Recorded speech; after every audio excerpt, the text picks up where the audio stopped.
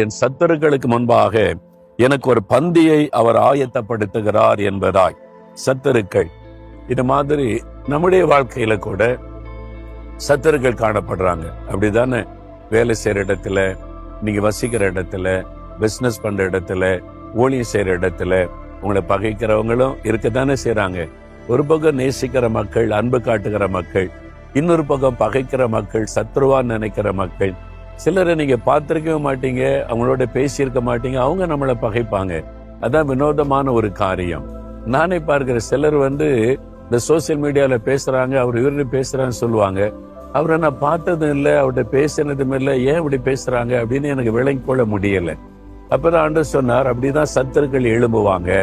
சாத்தான் அப்படிதான் சத்துருக்களை எழும்ப பண்ணி நமக்கு விரோதமாய் பொய்யான குற்றச்சாட்டுகளை சொல்லி நமக்கு விரோதமான காரியங்களை செய்து நம்மை சோர்ந்து போக பண்ண, நம்மை முடைக்க போட